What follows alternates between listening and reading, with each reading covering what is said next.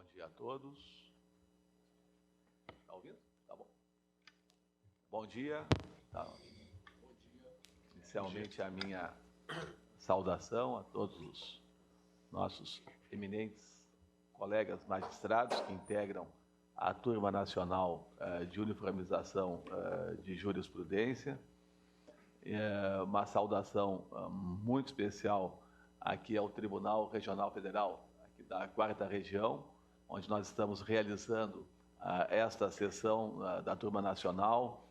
Meus agradecimentos ao atual presidente, o desembargador Carlos Eduardo Thompson Flores Lenz, e eu faço na pessoa da desembargadora Vivian Caminha, e também os meus agradecimentos à desembargadora Vânia, também está aqui presente, e que será a próxima coordenadora dos Juizados Especiais Federais, exatamente substituindo a desembargadora Vivian. Eu agradeço realmente a todo o esforço para a realização desta sessão aqui em Porto Alegre, sabendo das dificuldades logísticas em função exatamente da posse do novo presidente na parte da tarde. Também eu gostaria de fazer uma saudação ao Dr. Antônio Carlos Pessoa Lins, nosso subprocurador-geral da República, uma saudação muito especial ao Dr. Fernandes Andoná, que nos tem emprestado, já tem para mim a colaboração que ele tem dado, é a própria estrutura dos Juizados Especiais Federais, já há alguns anos, e segue dando com resultados realmente notáveis, né? Muito daquilo que se tem colhido hoje nos Juizados Especiais Federais, especialmente na Turma Nacional de Uniformização, se deve muito ao trabalho que ele tem realizado, colaborando com a presidência da TNU, desde a gestão do ministro Mauro, depois do ministro Raul e agora na minha gestão. Então, é um reconhecimento exatamente aqui na nossa terra, né, aqui em Porto Alegre. Também uma saudação muito especial a todos os servidores do Poder Judiciário, aqui aos procuradores, defensores públicos, advogados, e nós programamos essa sessão em função da posse do novo presidente do Tribunal Regional Federal da 4ª Região, e planejamos também esse friozinho, foi tudo bem combinado, né? Sabíamos que teria o frio, então já marcamos a sessão. Pois bem, nós temos também alguns membros suplentes que estão aqui pela primeira vez. O doutor Gabriel Brum já participou, né?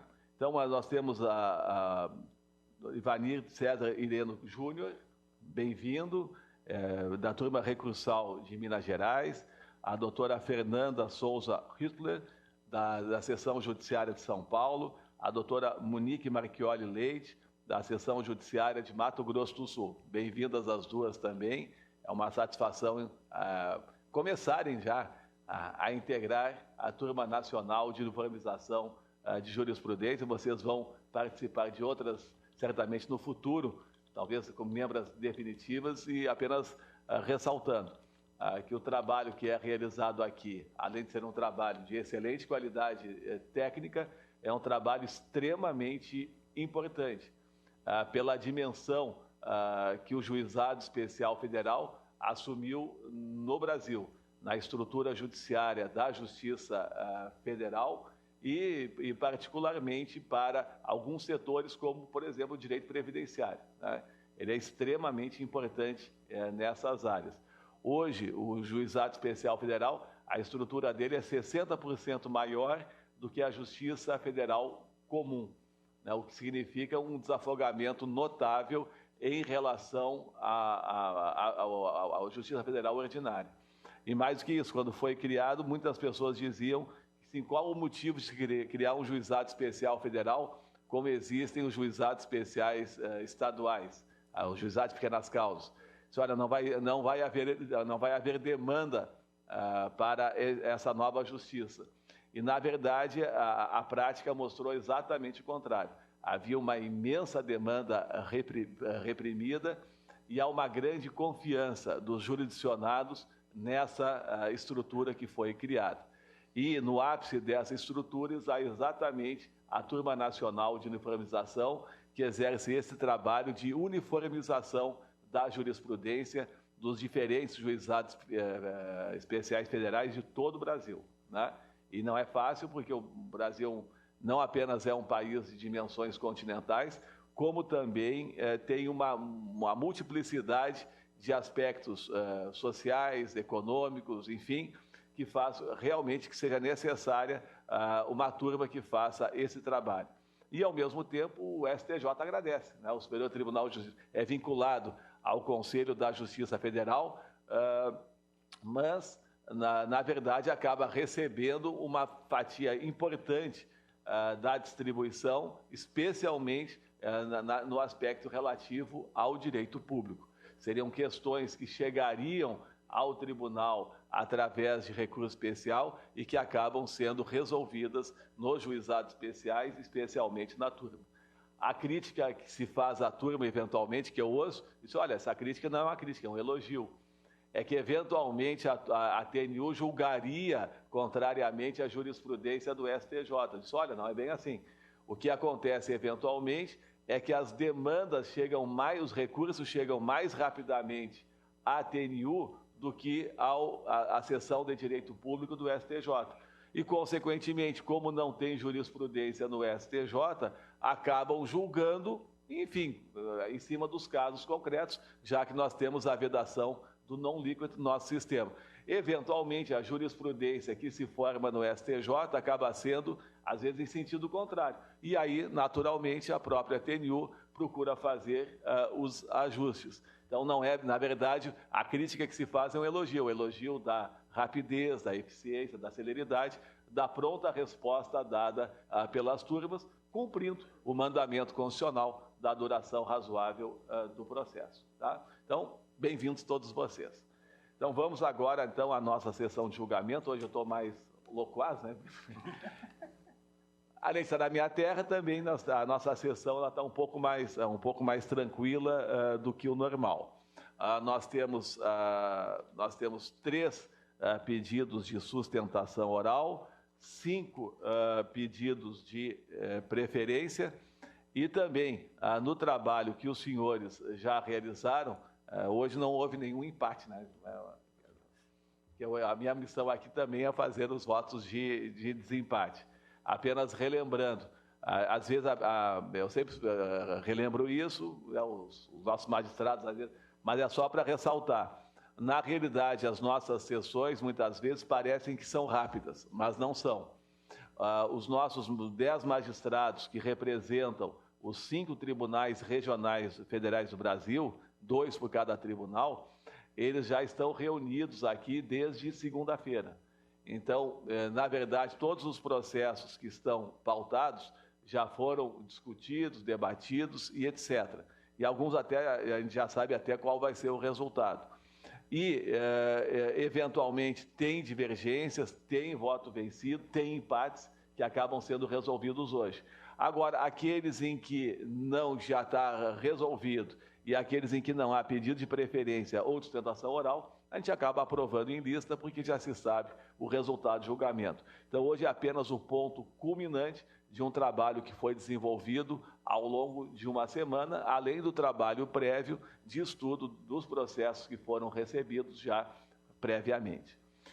Então, vamos começar pelos processos com pedido de sustentação oral, começando por um processo da relatoria do Dr. José Francisco Spizirri, que é o número 9 da pauta, e aqui nós temos uma preferência manifestada pelo impetrante, pelo Dr. Josemi Nogueira Araújo, que falará através de videoconferência na Justiça Federal do Marabá, Pará. Dr. Spizirri tem a palavra para conduzir relatório, eventualmente necessário. Nós podemos dispensar o relatório. Consulta o Dr. Josemi se dispensa o relatório. Então, o senhor tem a palavra para a sustentação oral.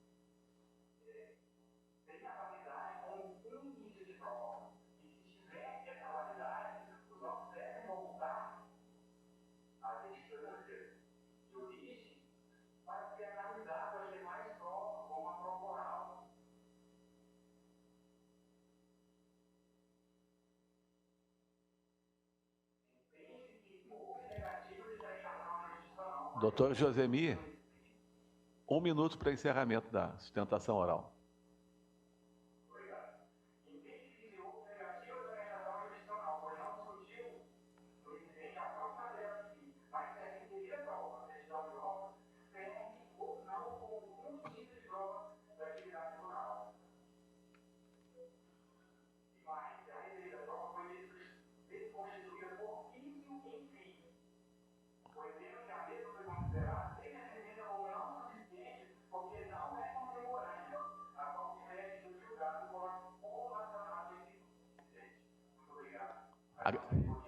Agradeço a sustentação oral e retorno a palavra ao eminente relator.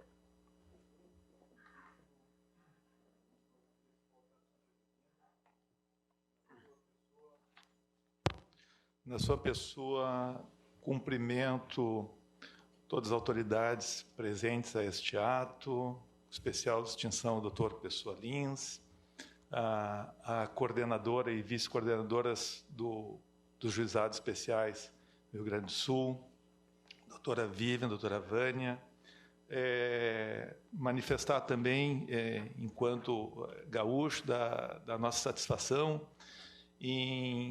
da sensibilidade de Vossa Excelência em ter prestigiado a 4ª Região com a realização de uma das sessões da TNU aqui nestes pagos. Tá?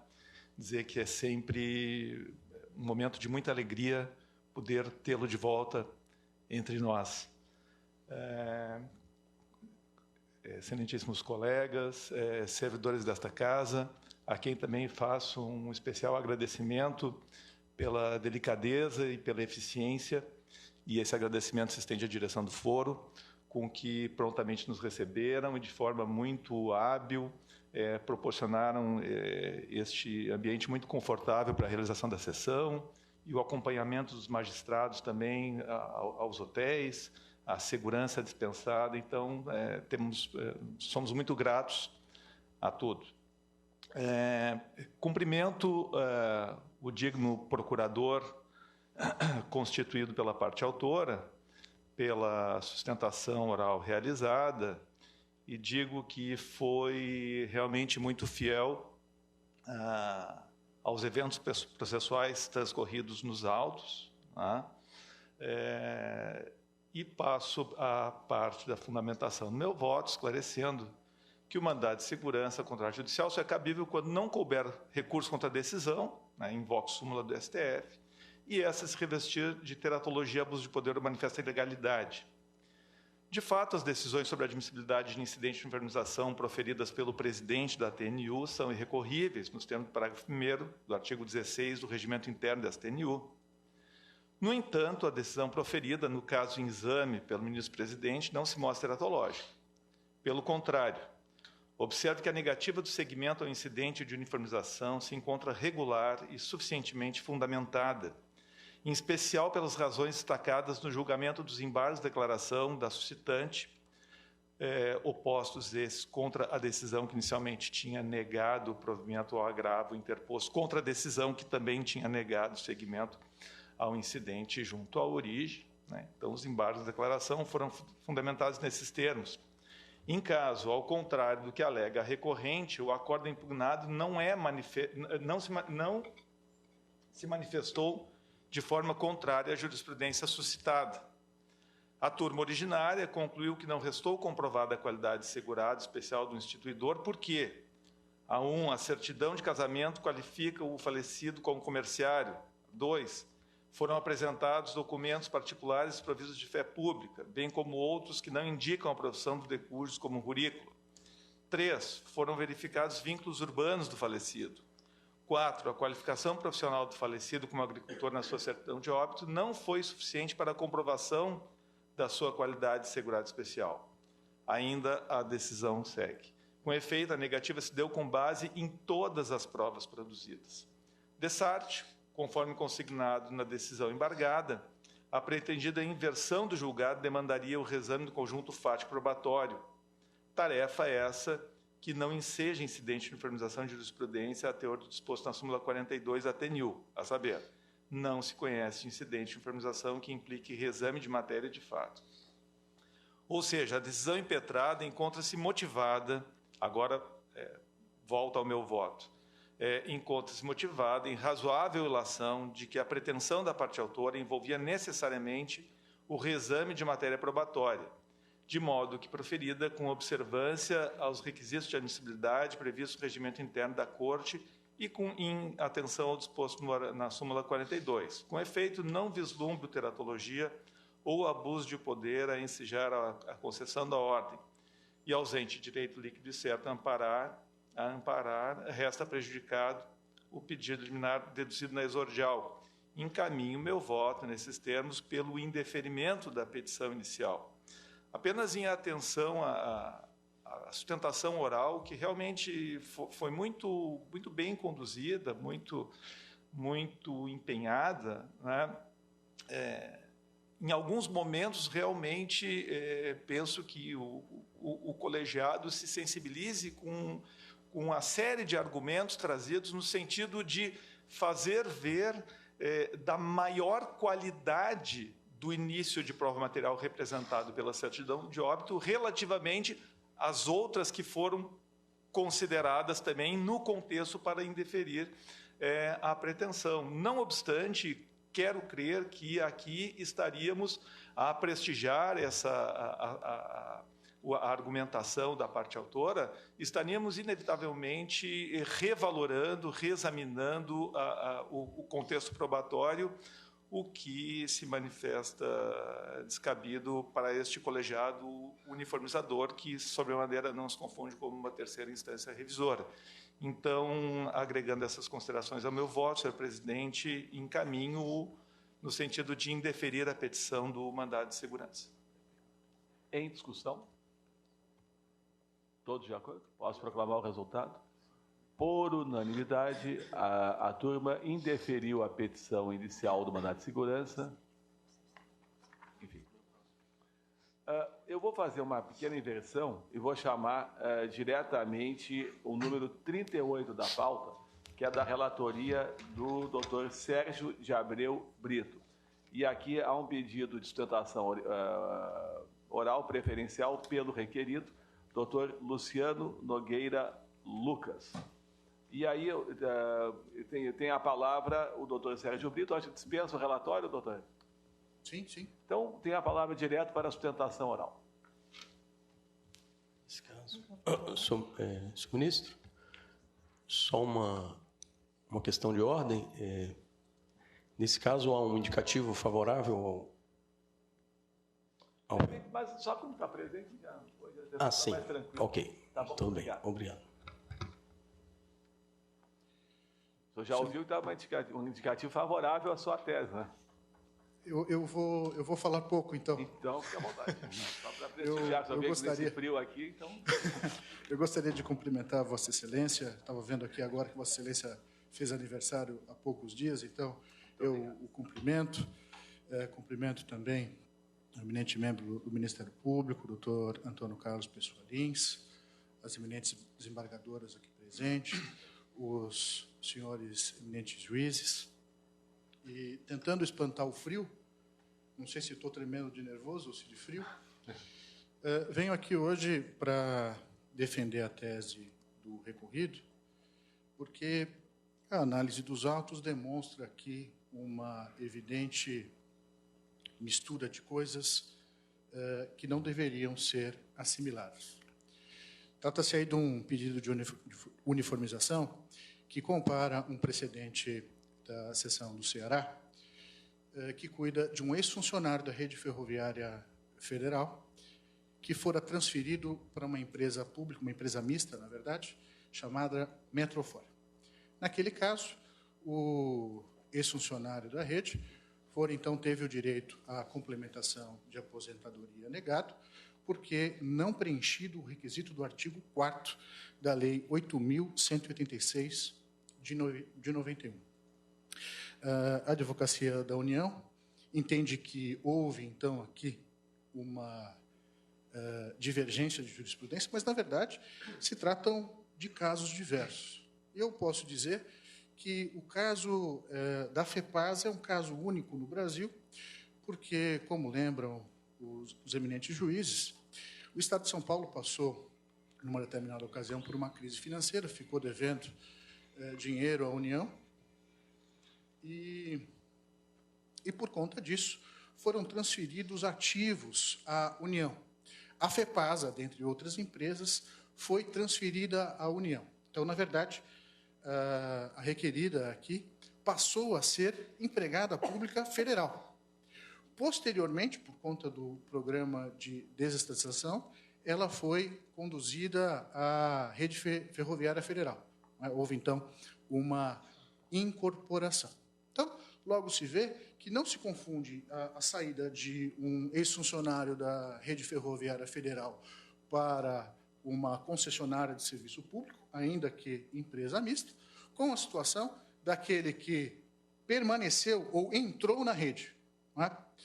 Parece, então, que há uma divergência de situação fática que não autoriza o conhecimento deste incidente. Mesmo que assim não fosse, o que eu admito só aqui para, como dizia, para afastar o frio, há aqui, para o exame dessa causa, o mesmo impediente do caso que nos antecedeu.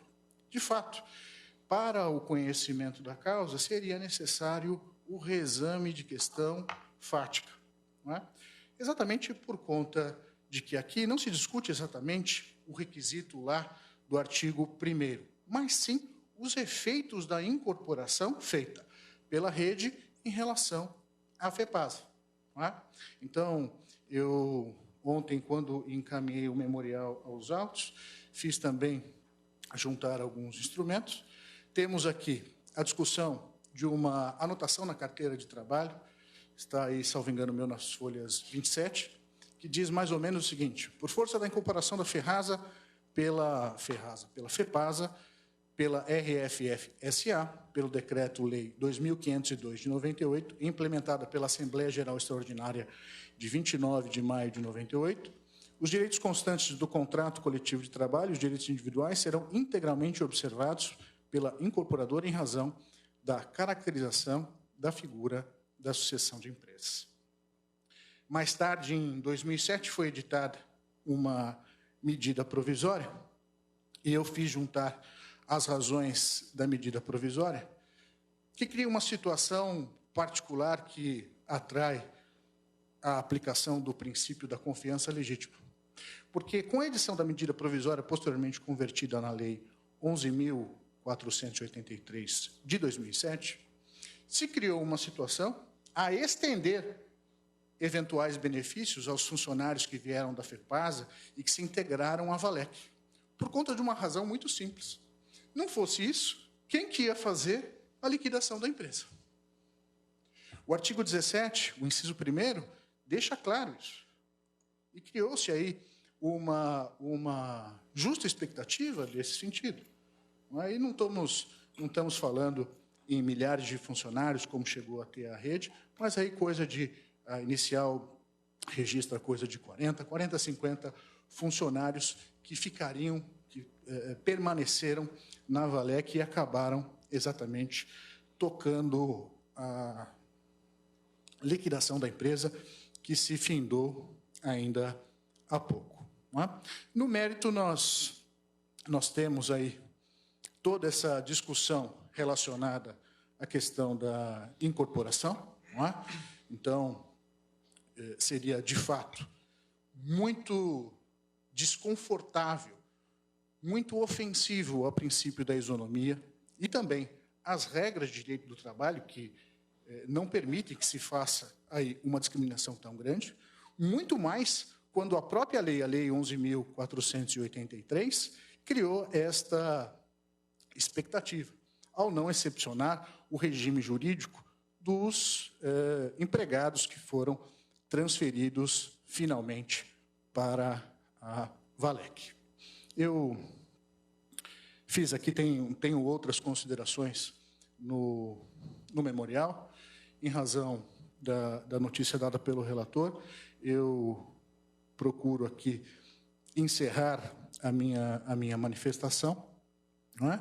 Lembrando que não se pode exatamente prosseguir no julgamento desse incidente por conta da ausência de similitude fática e jurídica, eis que o acórdão do Ceará faz referência ao requisito do artigo 4º da lei, enquanto o acórdão que suscitou esse incidente foi julgado à luz do artigo 1º. Não houve, portanto, decisão que se fundasse sobre o tema que leva à divergência à vista da posição adotada pela Advocacia da União, razão pela qual pleiteia-se o indeferimento do incidente e, no mérito, se assim entenderem Vossas Excelências, a sua improcedência.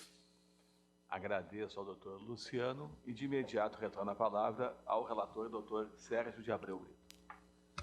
Bom dia, senhor ministro, Paulo de Tarso, desembargadoras do TRF aqui presentes, colegas juízes e juízas federais, subprocurador-geral da República, Antônio Carlos Pessoa Lins, procuradores públicos, advogados, servidores, demais presentes. Gostaria, inicialmente, de agradecer a pessoa do diretor do foro, a excelente acolhida que tivemos aqui na sessão judiciária do Rio Grande do Sul, apesar do frio, o frio fez também parte do pacote aí do calor humano, e também pela disponibilidade do excelente aparato, né? Aqui faço um elogio a toda a estrutura, a boa estrutura, excelente estrutura da sessão judiciária do Rio Grande do Sul.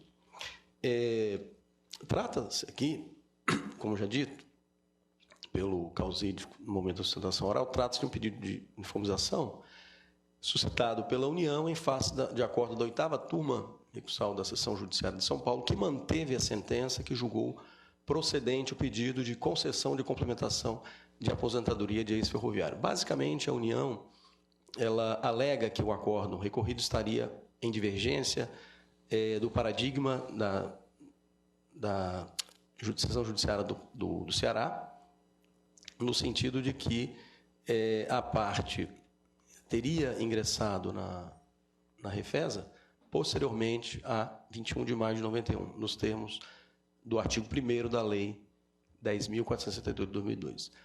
Ocorre, colegas, como já debatemos bastante esse caso na sessão prévia, que as questões aqui são bastante diferentes, né? Na verdade, como muito bem ressalvou o causídico, são situações distintas, né? No paradigma do Ceará, processo 0511-172 de 2014, na verdade foi da turma uniformização da 5ª Região, a discussão, a situação fática jurídica tratada foi de um ex-empregado da Refesa que fora transferido pela Metrofor, ou seja, empresa que não faz parte, que não é subsidiária da rede ferroviária. Naquele julgado, negou-se o direito de complementação de ex-ferroviário sob o fundamento de que o demandante daquela ação não havia mantido a condição de ferroviário da rede até a data imediatamente anterior à sua aposentadoria previdenciária. Por outro lado, no caso concreto aqui tratado, a parte autora ingressou originalmente no ano de 1982 na FEPASA, Ferrovia Paulista S.A., que posteriormente foi incorporada pela rede ferroviária em 1998, vindo a se aposentar em 2012, na Valec, que é uma subsidiária da rede ferroviária federal. A turma recursal de origem entendeu que havia o direito à complementação, pois a parte autora ingressou na FEPASA antes de 91 e não seria razoável reconhecer o direito apenas a quem já houvesse sido admitido na gestão da rede ferroviária federal e negá-lo a quem anos antes houvesse sido admitido na época da extinta FEPASA, que fora posteriormente incorporada pela rede. E também pelo fato de os direitos constantes do contrato coletivo e do contrato individual do trabalho seriam integralmente observados pela empresa que foi incorporadora. Então, nesse sentido, as situações tratadas são diversas. Então, aplico aqui a questão de ordem dessa TNU, número 22, que diz que é possível não conhecimento do pedido de informação quando o acórdão recorrido não guardar similitude fática e jurídica com o acórdão paradigma. Então, nesse sentido, encaminho o voto por não conhecer do incidente de formalização formulado pela União. É nesse sentido. Em discussão. Todos de acordo? Proclamo o resultado. A turma, por unanimidade, decidiu não conhecer do incidente de uniformização nos termos do voto do relator. Na sequência, temos mais um pedido de sustentação oral, é o número 103 da pauta, relatoria, Dr. Gabriel Brum. A preferência manifestada, Dr. Márcio Pereira de Andrade, pela requerente União, através de videoconferência lá em Brasília, no CJF.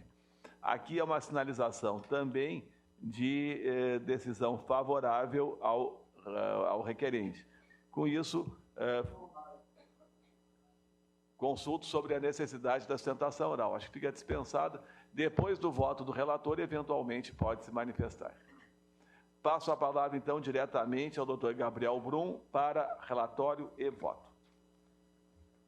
Senhor presidente, ministro Paulo de Tarso Sanseverino, cumprimento Vossa Excelência, cumprimento ao eminente subprocurador-geral da República, eminentes colegas desse colegiado.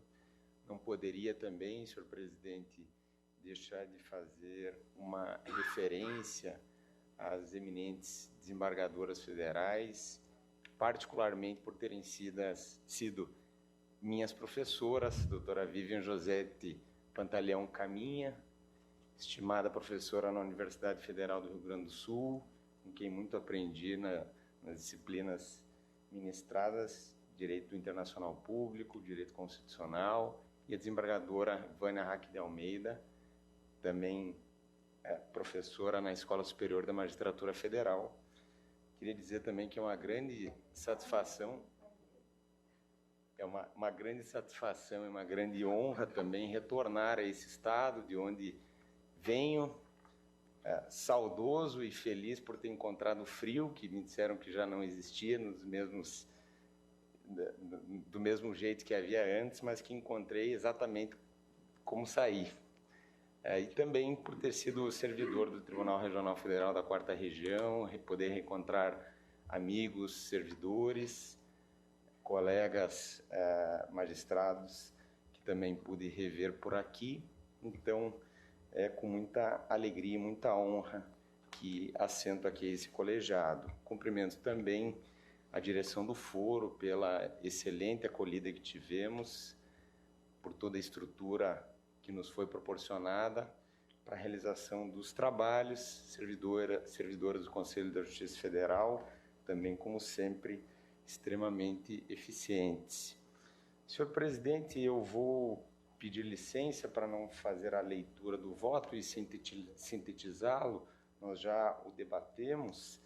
Eu só historio o caso, nós temos aqui uma situação bastante peculiar de cancelamento de prova de concurso público. O caso concreto envolvia um concurso da Polícia Rodoviária Federal, cuja prova foi cancelada às vésperas da sua realização por conta de suspeitas apuradas pela Polícia Federal de vazamento do conteúdo da prova. E um dos candidatos, que é o autor dessa demanda, requer uma indenização da União e da Universidade Federal do Rio de Janeiro, que era também incumbida da realização da prova, por danos suportados em virtude do deslocamento até o local de realização da prova, alegando que esse cancelamento justificaria a indenização, ainda que se tratasse de ato ilícito. Tivemos julgamento de procedência nos juizados especiais federais da Bahia, manutenção pela turma recursal da Bahia, tivemos um incidente regional na turma regional de uniformização da 1ª Região, que manteve também o mesmo entendimento, e aportam a esse colegiado 2 incidentes de uniformização. Um da Universidade Federal do Rio de Janeiro, no qual se alega ilegitimidade passiva de causa, e outro da União, que adentra ao mérito e suscita divergência com acórdãos do Superior Tribunal de Justiça. Inicialmente, quanto ao incidente da Universidade Federal do Rio de Janeiro, eu invoco a súmula 43, digo que a matéria é processual para não conhecê-lo. Em relação ao incidente da União, presentes os pressupostos de admissibilidade recursal, notadamente o cotejo analítico feito em relação a julgados do Superior Tribunal de Justiça, dele conheço, e no mérito o provejo na mesma atuada dos precedentes colacionados, e enfatizando que não é toda, e cito a doutrina, que deixa claro que não é todo ato lícito da administração que enseja o dever de reparação. É remansosa a doutrina e a jurisprudência no sentido de que a licitude ou a ilicitude é indiferente para fins de ensejar a indenização para o administrado. Mas não é todo ato lícito da administração que tem o condão de gerar esse dever de reparação. E aí eu cito a doutrina do professor Celso Antônio Bandeira de Mello, que, de forma sintética, sabemos que coloca como condicionantes para essa reparação, além da anormalidade do dano, a especialidade do dano. E eu digo no meu voto que, na situação, nós não temos um dano especialmente causado a um determinado ou a um grupo limitado de administrados. Pelo contrário, tivemos um cancelamento de uma prova com base em suspeitas fundadas de vazamento do seu conteúdo, devidamente apuradas pela Polícia Federal, e que, portanto, atingiu todos os candidatos, se era um concurso nacional, atingindo, portanto, milhares e milhares de candidatos ao cargo de policial rodoviário federal. Então, eu digo que não há essa especialidade do dano, e também nos precedentes que colaciono do Egrégio Superior Tribunal de Justiça, nós temos uma linha jurisprudencial que vai além, que diz que mesmo no caso de um cancelamento de concurso público a posteriori, o servidor que teve o seu ingresso maculado por conta do reconhecimento de um vício posterior não tem direito a qualquer tipo de reparação. O que dirá, então, a fortiori, né, num caso de um cancelamento da primeira etapa da prova preambular, da prova objetiva, e às vésperas da sua realização, com base ainda em suspeita de fraude eficientemente identificada antes da sua realização. Então, com esses fundamentos, eu não conheço do incidente aviado pela Universidade Federal do Rio de Janeiro e conheço do incidente da União para provê-lo, resultando num julgamento de improcedência do pedido articulado no exordial. É como voto. Ok. Em discussão? Todos de acordo? Proclamo o resultado. A turma, por unanimidade, conheceu e deu provimento ao incidente de uniformização interposto pela União nos termos do voto do relator e não conheceu ao da Universidade. Com isso, encerramos os 3 processos em que havia pedido de sustentação oral. A ata foi disponibilizada, fica aprovada e fica também dispensada a sua leitura. Também ficam aprovados os processos em lista, são 80 processos em lista, que foram objeto de julgamento ao longo de toda a semana. Não houve pedido de preferência ou sustentação oral, consequentemente ficam automaticamente aprovados nos termos da deliberação dos eminentes magistrados. Agora nós temos ainda 5 pedidos de preferência. O primeiro deles é o número 102 da pauta, relatoria do Dr. Gabriel Brum. Aqui a preferência foi manifestada pela União como requerida. E aí é o Dr. Márcio Pereira de Andrade, que está também em Brasília, lá como videoconferência. É apenas preferência. Dr. Gabriel tem a palavra para relatório e voto. Senhor presidente, o caso é bastante singelo. O recurso aqui é pela Defensoria Pública da União, requerente no caso. Nós tivemos um julgamento tanto de primeira instância quanto de segunda instância pela improcedência do pedido, no sentido de que o medicamento solicitado não tinha nos autos a comprovação em torno da necessidade do seu fornecimento à parte autora. No incidente aviado pela Defensoria, é articulado exatamente em torno da necessidade desse fármaco e do direito da parte autora a recebê-lo. E eu encaminho voto, e também, mais uma vez, eu peço licença aqui para sintetizá-lo, no sentido do não conhecimento do incidente, na medida em que a análise em torno da necessidade do fornecimento do fármaco requestado pela parte autora demandaria inevitável o reexame do conjunto fático probatório. Também acrescento que não houve por parte da requerente o cotejo analítico entre os julgados trazidos, houve mera indicação de ementas sem a realização do cotejo e, por isso, na linha da súmula 42 da TNU, pela questão de prova, não conheço do incidente e é como voto. É Salmeterol. Bom, em discussão? Todos de acordo? Proclamo o resultado. A turma, por unanimidade, não conheceu do incidente de uniformização interposto pela parte autora nos termos do voto do relator. Na sequência, a relatoria, Dr. Sérgio de Abreu Brito, incidente pela União, doutora Alessandra Nascimento Moraes Inácio. Presente? Doutor Sérgio Brito tem a palavra para relatório e voto. Senhor presidente, colega, nesse caso nós temos um pedido de informação suscitado pela União, em que busca a reforma do acórdão proferido pela primeira turma recursal da Seção Judiciária do Ceará, no qual se discute a incidência do Instituto da Prescrição no pagamento das parcelas atrasadas, decorrentes de diferenças de valores de auxílio médico hospitalar de servidor do Tribunal Regional Federal daquele Estado. Se tratar de um pedido de preferência, eu já vou fazer um breve resumo do meu voto. Entendo que o acórdão paradigma trazido não se refere ao caso discutido no acórdão recorrido. O acórdão recorrido, ele trata da seguinte... há um reconhecimento de dívida, ele não firma a posição diversa dos paradigmas, mas diante do caso concreto, como não houve o cumprimento da obrigação reconhecida administrativamente, o tribunal reconheceu que eram devidos esses valores e o servidor ficou aguardando o processo administrativo para pagamento, porque se aguardava dotação orçamentária para esse pagamento. Então, não houve inércia do servidor, ele estava simplesmente aguardando o pagamento prometido nesse reconhecimento pela administração.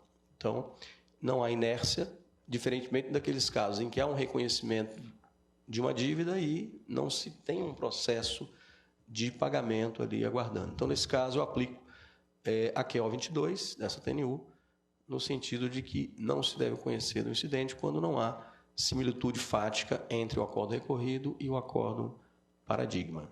Nesses termos, meu voto é pelo não conhecimento. Em discussão? Todos de acordo? A turma, por unanimidade, não conheceu do incidente nos termos do voto do relator. Na sequência, também relatoria Dr. Sérgio Abreu Brito, também preferência manifestada pela União, doutora Alessandra, e aí eu passo a palavra já diretamente ao eminente relator, número 43 da pauta. Bom, neste caso, o incidente é suscitado pela parte autora, pretendendo a reforma do acórdão proferido pela turma recursal da Seção Judiciária do Pará, no qual se discute a possibilidade de aplicação aos agentes escrivães e papiloscopistas o mesmo percentual de reajuste que foi concedido a outra categoria, também da Polícia Federal, os delegados e peritos da Polícia Federal. Neste caso, há uma discussão, no meu modo de ver, de norma constitucional, aplicação de isonomia, fundamento aqui, o que os requerentes buscam é o recebimento dos reajustes gerais anuais em suas remunerações, com fulcro no artigo 37, inciso 10 da Constituição Federal. Então, essa discussão, por ser eminentemente constitucional, aplico aqui a nossa recente súmula 86, desse colegiado, que diz que não cabe incidente de formalização que tenha como objeto principal questão controvertida de natureza constitucional, que ainda não tenha sido definida pelo Supremo Tribunal Federal em sua jurisprudência dominante. Então, como a discussão aqui é eminentemente constitucional, entendo que não é caso de conhecimento do incidente de formalização, aplicando, como já diz, a súmula 86 dessa TNU. Então, voto pelo não conhecimento do incidente. Em discussão? Todos de acordo? Proclamo o resultado. A turma, por unanimidade, não conheceu do incidente nos termos do voto do relator. Na sequência, é o número 80 da pauta, relatoria do Dr. Fábio de Souza Silva, também a doutora Alessandra manifestando a preferência pela União. Doutor Fábio tem a palavra, relatório, voto. Senhor presidente, senhor subprocurador-geral da República, prezados colegas, servidores, gostaria inicialmente de registrar o agradecimento à 4ª Região, especialmente à Seção Judiciária do Rio Grande do Sul, pela acolhida. Nos sentimos realmente prestigiados por toda a atenção que foi dedicada aqui à Turma Nacional de Uniformização nesses dias.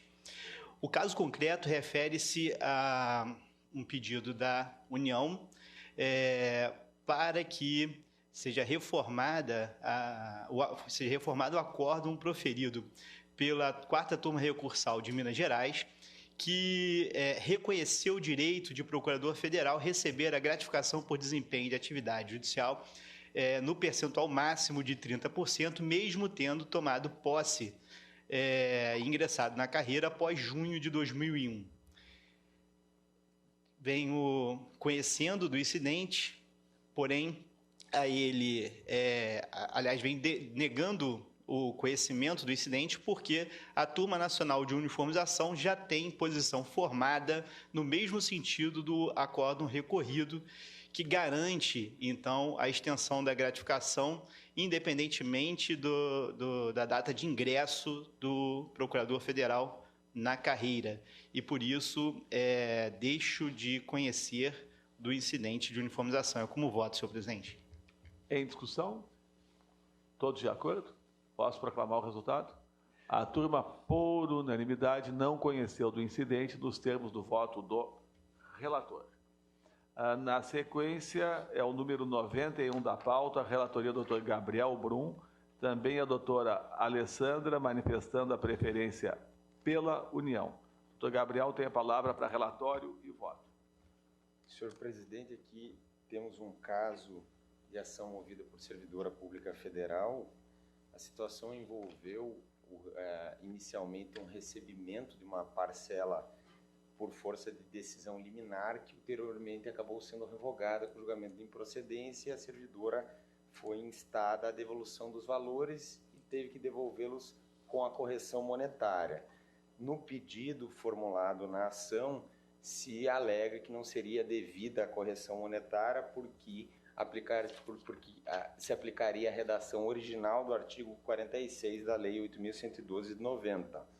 O julgamento foi pela improcedência e tivemos o incidente pela parte autora, no qual requer que se reconheça a aplicação do artigo 46 da Lei 8.112 na sua redação original, dispensando-a, portanto, da correção monetária na devolução dos valores. Também, como pedido subsidiário, se requer que a correção monetária se dê somente a partir da medida provisória 2.220 de 2001, que trouxe nova redação ao artigo 46 e incluiu um parágrafo 3º, que trata exatamente dessa correção monetária.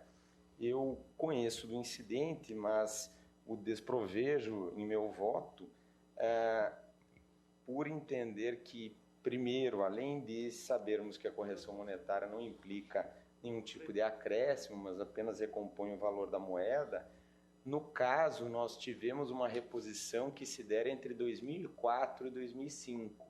Embora o recebimento tenha se dado em 97, antes da nova redação do artigo 46, o suporte fático da norma, que prevê a devolução de valores, é exatamente o momento da devolução, que se operou somente em 2004 e 2005, quando já não havia mais nenhum tipo de dúvida em torno da necessidade da reposição inflacionária por conta do novo parágrafo 3º do artigo 46. Então, com esses fundamentos, meu voto é pelo desprovimento do incidente formulado pela parte autora. É como voto. Em discussão? Proclamo o resultado. A turma, por unanimidade, conheceu e negou o provimento ao incidente interposto pela parte autora nos termos do voto do relator. E esse era o último processo em que havia pedido de preferência. Os demais já foram todos julgados, totalizando, então, 88 processos, né?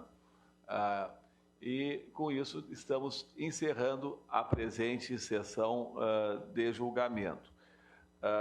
Gostaria apenas de verificar com os colegas, a sugestão que se tem é que a próxima sessão, no dia 22 de agosto, que é uma quinta-feira, seja realizada em São Paulo. As duas colegas de São Paulo não estão presentes, são as nossas suplentes aqui, mas elas já tinham manifestado na sessão anterior a possibilidade da realização, já que a do mês de setembro já está confirmada para o Rio de Janeiro. Consulto, todos de acordo com a realização em São Paulo? Então, a próxima sessão será 22 de agosto, quinta-feira, 9 horas, em São Paulo. E depois, já em setembro, já fica adiantado que vai ser no Rio de Janeiro. Com isso, então, vamos encerrando mais uma sessão da Turma Nacional de Uniformização, agradecendo aqui aos eminentes magistrados, ao Ministério Público, e aqui diferentes estados presentes, né? Então, além do Rio Grande do Sul, que tem representantes do Rio de Janeiro, Alagoas, Paraíba, Paraná, Minas Gerais. O doutor Gabriel é gaúcho, mas está em Tocantins, na sessão já de Tocantins. A doutora Fernanda, São Paulo, a doutora Monique, Mato Grosso do Sul. Enfim, o Brasil inteiro representado nesta sessão. Nosso ilustre subprocurador-geral da República, o doutor Antônio Carlos Pessoalins, que veio também pessoalmente para esta sessão. Os nossos agradecimentos à direção do foro pela acolhida, a doutora Daniela Toqueto, e um agradecimento muito especial às nossas desembargadoras queridas aqui presentes, a desembargadora Vivian, a desembargadora Vânia, e também um agradecimento a todos os servidores do Poder Judiciário, e o faço aqui na pessoa da doutora Vivian, que hoje está representando a doutora Viviane, né, que por motivos de questões familiares não pôde estar presente, e me agradecendo e parabenizando pela realização deste evento fora da nossa sede, lá no Conselho da Justiça Federal. Tem toda a questão da logística, né? Parece fácil, mas não é fácil, é bem complexo, envolve todo o deslocamento, envolve a videoconferência. Então, parabenizo pela eficiência na realização deste evento. E com isso, então, agradecendo a presença de todos, eu declaro encerrada mais uma sessão da TNU. Muito obrigado a todos vocês.